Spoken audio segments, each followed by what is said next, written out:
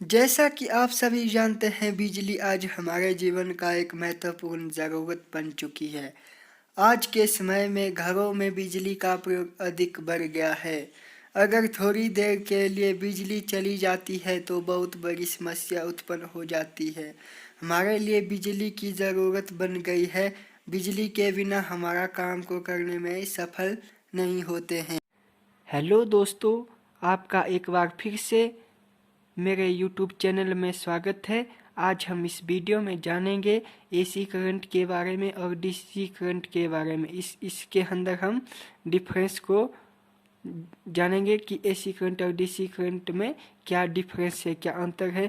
जो AC current होता है उससे हम अल्टरनेटिव करंट कहते हैं। फुल फॉर्म है AC की अल्टरनेटिव करंट, और DC की डायरेक्ट करंट है जिसे हम प्रत्यावर्ती धारा कहते हैं AC को, और DC को हम दिष्ट धारा कहते हैं।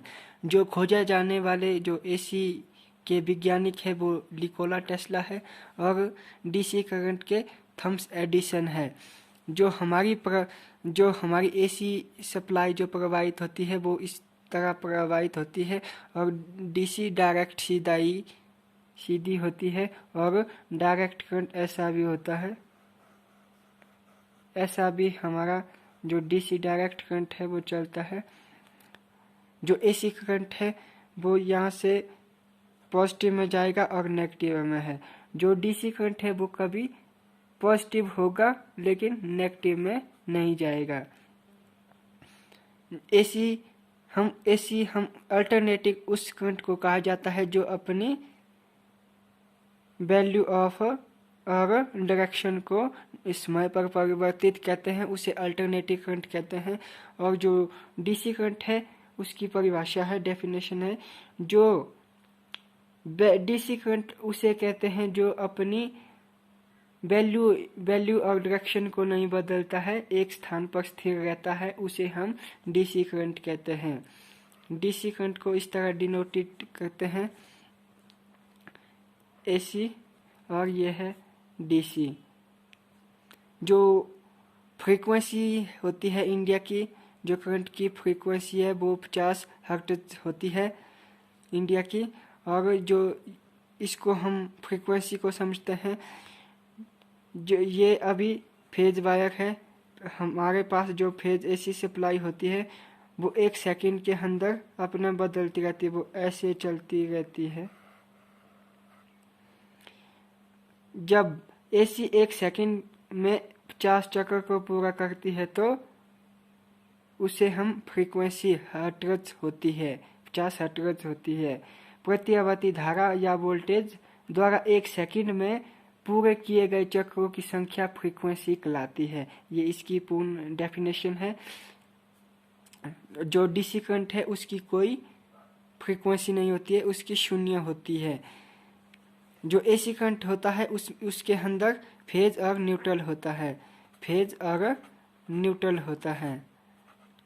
जो DC है उसमें पॉजिटिव और नेगेटिव होता है, एक पॉजिटिव सिरा होता है, दूसरा नेगेटिव सिरा, जिसे धनात्मक और ऋणात्मक टर्मिनल भी कहते हैं। जो AC की उत्पादन है जो उसका उपयोग हम 33,000 वोल्टेज तक कर सकते हैं, यानी कि 33,000 वोल्टेज तक पैदा कर सकते हैं हम AC सप्लाई को। और DC सप्लाई को हम 650 वोल्टेज तक ही पैदा कर सकते हैं, उपयोग कर सकते हैं। AC को DC में कन्वर्ट करने के लिए हमारे पास एक रेक्टिफायर डायोड होता है, जिसके कारण हम AC को DC में कन्वर्ट कर लेते हैं। DC को AC में कन्वर्ट करने के लिए हमारे को इन्वर्टर की ज़रूरत होती है, जो DC सप्लाई को AC सप्लाई में कन्वर्ट कर देती है। जो AC है उसे हम ट्रांसफार्मर के द्वारा उसकी वोल्टेज को घटा सकते हैं, बढ़ा सकते हैं जितनी हमें चाहिए होती। जैसे 33,000 kV से 11,000 kV चाहिए तो हमारे को हम ट्रांसफार्मर के द्वारा स्टेप डाउन और स्टेप अप कर सकते हैं, और वोल्टेज जितनी वोल्टेज की हमें ज़रूरत है उसका उपयोग कर सकते हैं।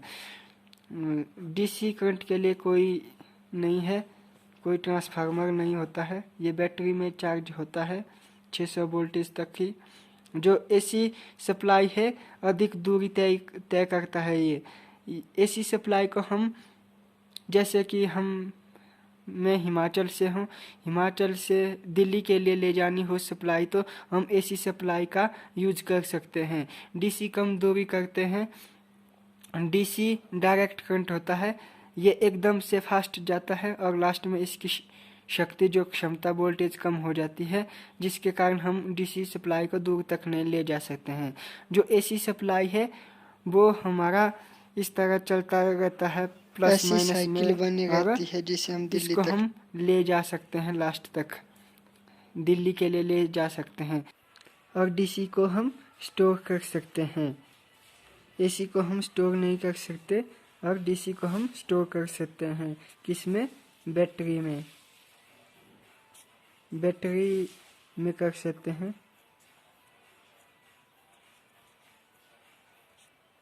यह प्लस माइनस होती है, इसमें हम इसका उपयोग कर सकते हैं। बैटरी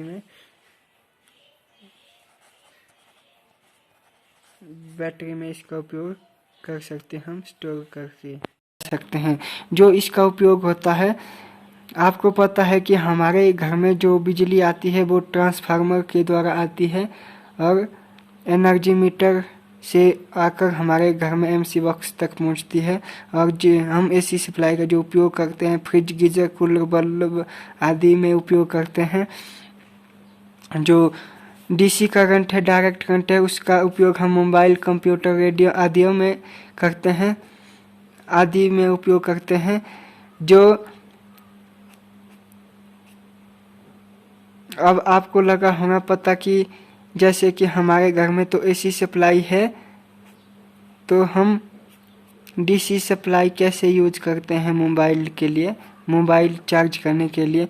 जैसे कि हमारे पास जो रेक्टिफायर होता है एसी को डीसी कन्वर्ट करने के लिए, वैसा ही एक हमारा एडाप्टर जिसे चार्ज करते हैं, एडाप्टर के अंदर रेक्टिफायर लगा होता है, जिसके कारण हम मोबाइल में चार्ज कर लेते हैं और एसी सप्लाई डीसी में कन्वर्ट होकर हमारे फ़ोन को चार्ज करती है। आई होप आपको वीडियो अच्छी लगी होगी, तो लाइक, शेयर करें, कमेंट करें और सब्सक्राइब करके बेल आइकन को प्रेस करें ताकि हमारा वीडियो का नोटिफिकेशन आप तक पहुंचे।